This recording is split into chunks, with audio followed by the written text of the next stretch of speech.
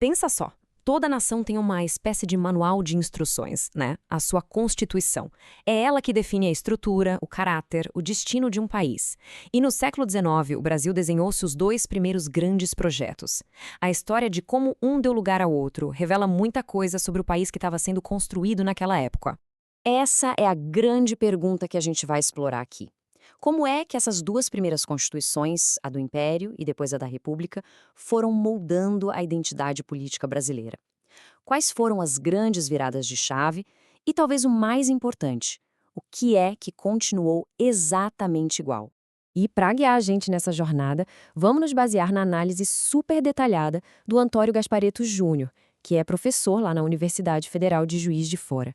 É ele quem nos ajuda a enxergar as continuidades e as rupturas entre esses dois momentos cruciais da nossa história.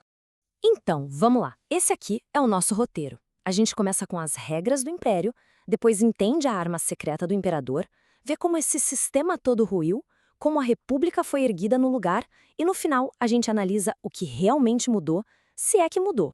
Imagina a cena. Estamos em 1822. O Brasil acabou de nascer como nação independente e precisa, para ontem, de um manual de instruções. Só que a criação desse primeiro conjunto de regras já começou, digamos, com uma bela disputa de poder.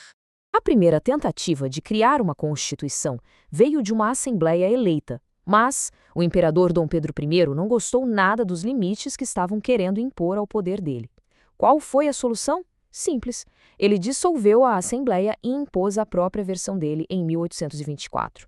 Assim, logo de cara, ele garantiu um Estado forte e centralizado, bem nas suas mãos. E para garantir que esse poder todo ficasse bem amarrado, a Constituição de 1824 trouxe uma inovação, uma espécie de carta na manga que virou a marca registrada do Império, um quarto poder, uma verdadeira arma secreta constitucional. Pois é, além dos três poderes que todo mundo conhece, executivo, legislativo e judiciário, existia o poder moderador. A própria Constituição descrevia ele como a chave de toda a organização política e era exercido só pelo imperador. Na teoria, servia para equilibrar os outros poderes, mas na prática era sua ferramenta definitiva de controle.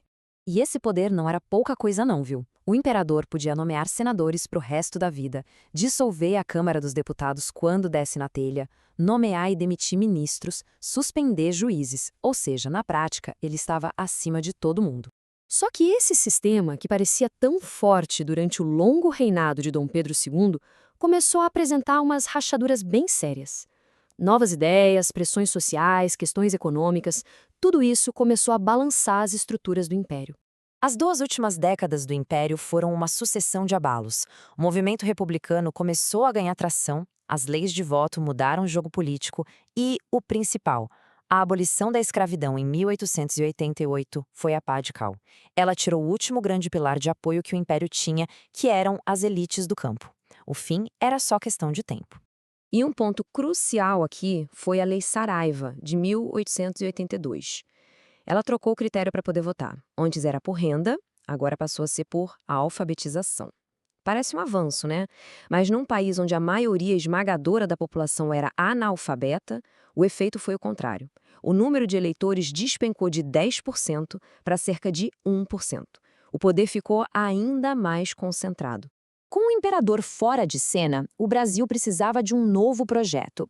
E para desenhar esse projeto, os novos líderes olharam para cima, para o norte, e se inspiraram no modelo de República Federalista dos Estados Unidos. No papel, a ruptura foi total. A monarquia deu lugar à república. O poder moderador sumiu do mapa e o sistema voltou para os três poderes clássicos. E o mais importante, aquele estado supercentralizado foi trocado por uma federação de estados com muito mais autonomia. Essa mudança para o federalismo foi, talvez, a mais significativa de todas. As antigas províncias, que eram totalmente controladas pelo imperador lá no Rio de Janeiro, viraram estados com muito mais poder. Isso atendia a uma demanda antiga das elites regionais que se sentiam sufocadas pelo poder central. Mas essa nova república, com todas as suas ideias liberais, era mesmo tão diferente na prática? Vamos dar uma olhada nas ferramentas que ela criou para manter a ordem e o controle. O poder moderador se foi, é verdade. Mas a Constituição de 1891 trouxe sua própria ferramenta de poder excepcional, o estado de sítio. Era um mecanismo que permitia ao governo federal, em tempos de crise, simplesmente suspender as regras do jogo democrático. E essa suspensão não era pouca coisa, não. Durante o estado de sítio, garantias fundamentais como liberdade de imprensa, de se reunir, de se associar, tudo isso podia ser eliminado em nome da ordem pública. Então, o ponto crucial é este.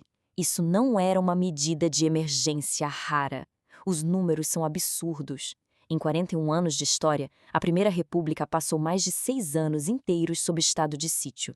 Era uma ferramenta política usada o tempo todo para esmagar qualquer oposição. Agora vamos juntar todas as peças do quebra-cabeça. Quando a gente compara esses dois sistemas, o que realmente mudou na passagem do Império para a República? E aqui está o pulo do gato. Sim, a estrutura mudou, de monarquia para república, de centralização para federalismo.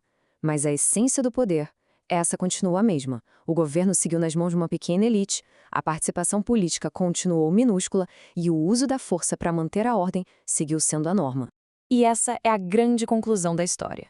A mudança para a república foi menos uma revolução para o povo e mais uma reorganização do poder entre os mesmos grupos de sempre. A máquina do Estado ganhou umas peças novas, mas continuou trabalhando para os mesmos donos.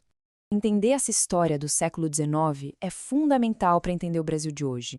Ela nos mostra essa tensão que existe há muito tempo entre a fachada de leis liberais e a realidade de um poder concentrado e autoritário. É um padrão que se repetiria muitas e muitas vezes. E a gente termina com essa reflexão. A história desses dois primeiros projetos do Brasil nos deixa com uma pulga atrás da orelha.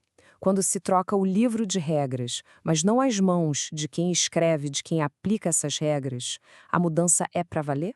Ou é só uma fachada nova para uma estrutura bem antiga?